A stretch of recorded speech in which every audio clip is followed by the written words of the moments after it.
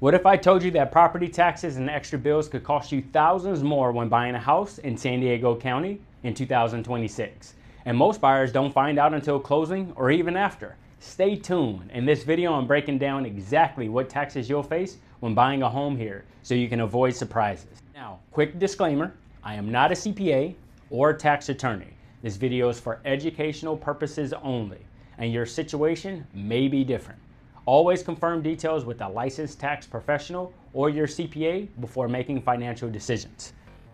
Disclaimer. I will keep this up all video. All right. I'm Corey Reels, and I've been helping families with their real estate goals for over 11 years. 4 years ago, my family and I relocated to Chula Vista, and we fell in love with the community, the neighborhoods, the people, the local businesses. That's why we're so passionate about helping families find their place in San Diego. Now today we're talking about one of the most confusing parts of buying a home, taxes, and how you can plan for them in 2026. First up, property taxes in California.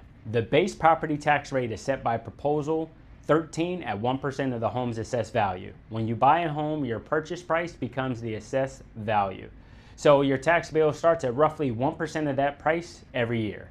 But it doesn't stop there. Most areas also have voter-approved bonds and assessments for schools, parks, fire services, and more. These can add anywhere between 0.1% to 0.55% or more to your tax bill. So an $8,000 home in San Diego might end up with an effective tax rate of 1.15% or 1.3%. That means an annual property taxes of $9,200 or $10,400. The useful thing about this, Prop 13, is your assessed value can only go up a maximum of 2% per year unless you sell the home. If you live in the home as a primary residence, you're eligible for a $7,000 homeowner's exemption. That reduces the taxable value of your home and saves you money every year. Now, here's one of the sneakiest things buyers overlook, the supplemental tax bill. Now, when you buy a home, the assessor reassesses the value at the purchase price. That often happens after closing. This can trigger a supplemental tax bill that shows up months later, and it's usually higher than what you were budgeting for. Always plan ahead for that. Especially in Chula Vista, East Lake, Otay Ranch, and other areas, you might see Mello-Roos taxes. These are special district taxes that fund infrastructures like roads, schools, fire stations, and water. They are not capped by Prop 13. That means two homes with similar prices can have different total tax bills, depending on whether they're in a CFD. Now, these usually show up on your annual tax bill as a separate line item. Before we continue, if you want off-market opportunities, upcoming listings, or a real no-pressure value on your home, I'm Corey Reels, a San Diego realtor based in Chula Vista. Click on the link below. Register at CoreyReels.com or text 858-832-9025 for direct access. Pro tip, always ask your agent or escrow officer to break out the Mello-Roos amounts before you lock in your offer. A $2,000 or $5,000 per year special tax can change your monthly payment significantly. Another cost when buying or selling a home is the documentary transfer tax. In California, the standard tax rate is $1.10 per $1,000 of the seller price.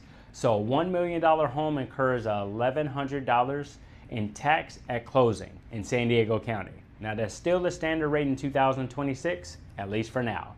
A much larger transfer tax proposal that would have raised this to tens of thousands of dollars was canceled in January.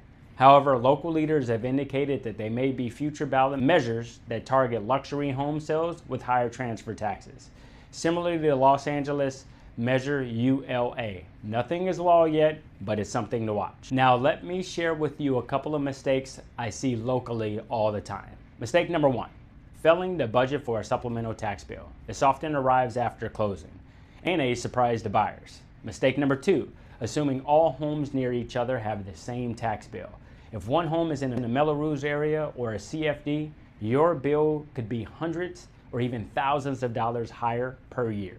If you're unsure how these taxes affect your monthly payment or long-term holding costs, talk to your CPA or a licensed tax professional for personalized guidance. Now, before you go, grab my free tax budget worksheet.